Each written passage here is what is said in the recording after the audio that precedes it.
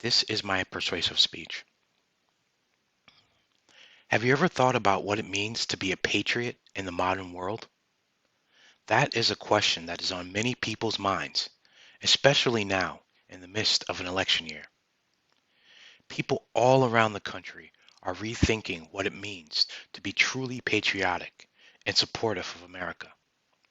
Some say that an American is defined by their love of Ford trucks, cookouts, and fireworks on the 4th of July.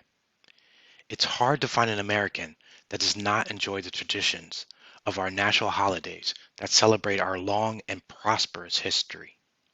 However, throughout all of history, patriotism in America boils down to one choice: serving in the armed forces. The largest and oldest branch of the armed forces in the United States is the Army.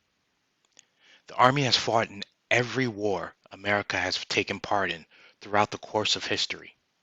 There are many benefits to joining the Army: steady paychecks, traveling around the world, and creating a family legacy.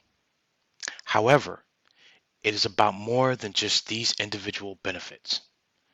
Serving in the United States Army is about being a true American.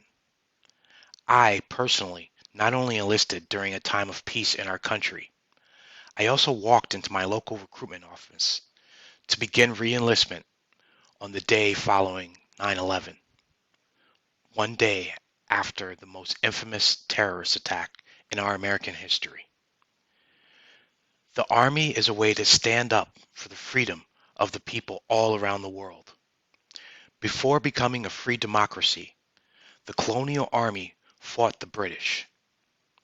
Without their sacrifice and their struggle, America would not be the nation she is today, nor would we have the freedoms we earned.